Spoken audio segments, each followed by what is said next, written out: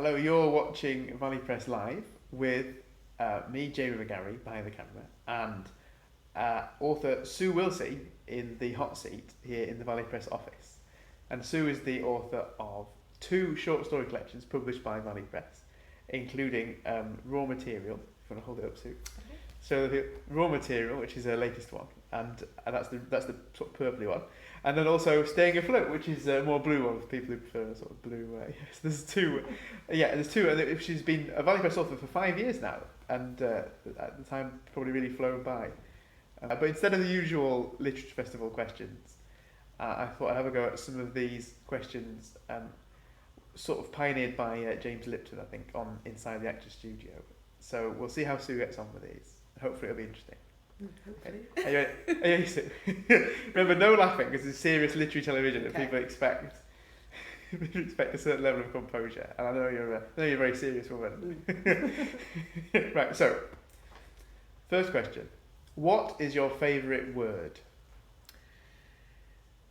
That is a difficult one, actually. And I remember I was asked this once, and I said serendipity, and the person groaned, and apparently that is the most common answer. So it's a complete cliche, so I haven't said that. That's the nation's favourite word, yeah. I know, so let's forget about that. And I'm going to go for tender, as in kind and gentle. Tender, not as in tender, I've just knocked my arm and have got a bruise. Tender, or tender as in tendering for a bid or something. No, I'm going tender, kind, gentle and caring. Yeah, that's nice. Do you want to say why? Or I think probably I feel there's not enough tenderness around generally at the moment. Yeah, I think Otis Redding had a similar sentiment. So, all right. So, what is your least favourite word? Is the flip side? Squat. Okay, squat. I think it's an ugly sounding word, and I always remember it from the Larkin poem, Toads, you know, there's work squatting on your life. And it's not a graceful position, is it? And it brings to mind certain bodily actions that are not that attractive. Okay, that's fair. That's two good answers. We've got tender and squat. And if you squat too much, then you may afterwards be tender. So it wouldn't work out. Yeah. That's the thing. Okay, and on that note, the third question is, what turns you on? Is this in literary terms or any generally? terms you like? I think it's what gets you going, like the Beatles used to sing, "Turn Me On." Yeah. Oh, ideas, creativity, positivity, buzz. Things are happening. I'm not very good at dealing with negativity, and I like things that are happening and that are exciting, whether that's in literature or anything else. I like people who are up. Oh, that's probably why you've chosen Valley Press then. We're Indeed, all super yeah. optimistic. And the next question is, what turns you off? And so maybe cynicism is going to be... Well, you'd expect that, but I'm actually at the same time I can be quite cynical myself. I think it's, I'm going to sound like such an old git here, but I think it is bad manners, because actually I think manners, which is to do with taking care of people and being tender, is actually showing respect, and I don't like bad manners and rudeness. So bad manners gets on your wick. Yeah, because I think it's actually more. I'm not talking about opening the door for people. I'm talking about a general respect for other people and being polite, listening to people, and that kind of thing. So maybe if you are cynical, as you said, maybe the reason you like positive people is because it helps balance you out. It's a bit of a... Well, I think you can be both, because there's nothing worse than that sort of positive person who sees no wrong in anything or anybody. It's just sickening, isn't it? So you do need that undercurrent of cynicism while not letting it making you totally grumpy. Yeah, I think to get off the questions briefly, I think that's quite a good, that would always be a good introduction to the books, because they definitely are, most of the stories have a dark tone to them, very dark sometimes. There's death and terror. There's and a things lot like of death. Yeah, there is. Yeah, I mean, there really is. I haven't realised how much death there was in the book until people. Yeah, I think when we were editing the raw material, I went through and he said, "Can we include this story?" And I said, "Well, I said something like, well, there's already 8 in a row specifically about death, and that would be 9." And you actually said, "Well, all the stories concern death in one way or another." And I said, "Well, actually, the blue dress doesn't." And you said, "Well, apart from the 12 women that are burnt at the stake as witches." Said, oh yes. Yeah. So so the stories are cynical, but but with a glimmer of positivity coming through, and that's why I think the positive is more valuable. With in a sea of cynicism, the little boat of positivity shines brighter. I think so, yeah. That's a lot of mixed metaphors, isn't it? Also, I'm talking too much. So the next question is, what sound or noise do you love? Again, it's very difficult to avoid being cliched with this, isn't it? But I'm going to be, and it's probably sort of water lapping. You know, it's these kind of nature sounds that are peaceful, and gurgling of a baby. It's just these, yeah. Yeah, that is pretty good. Those are good sounds. You agree with that one, yeah. So babies on the beach, that's a good one.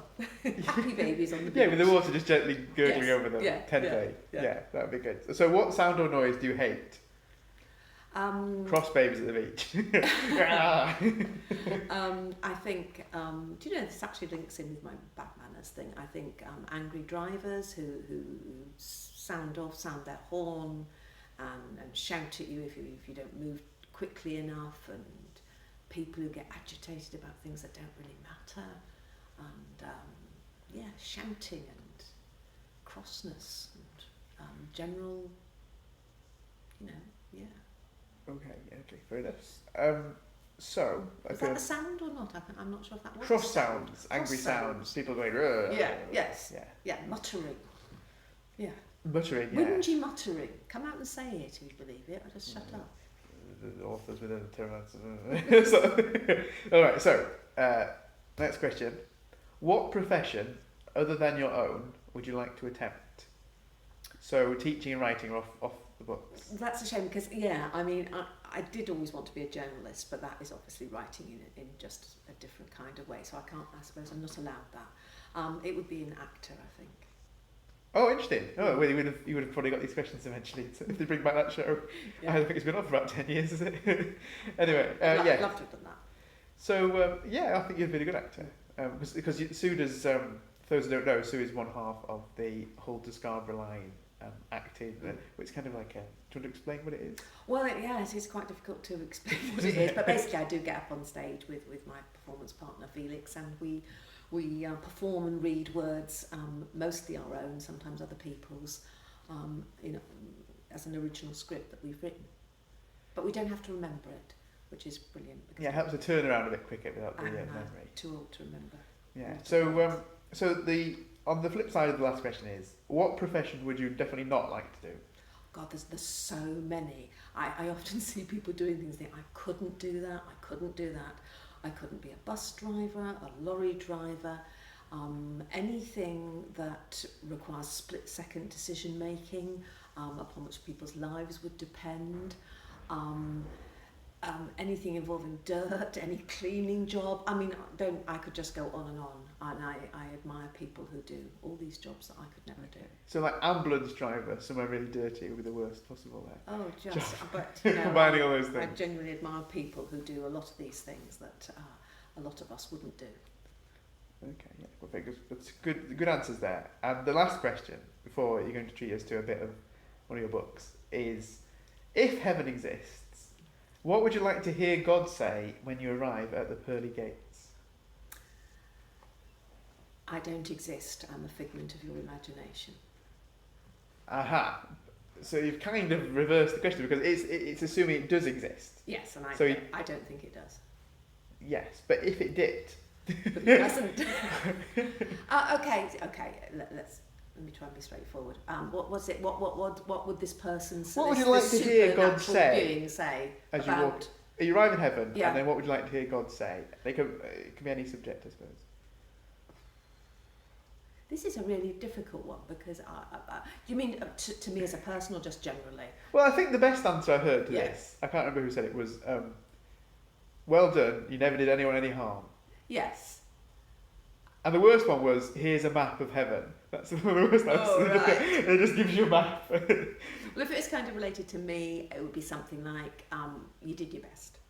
You did your best, okay. Or you did your best, what you thought at the time was the best.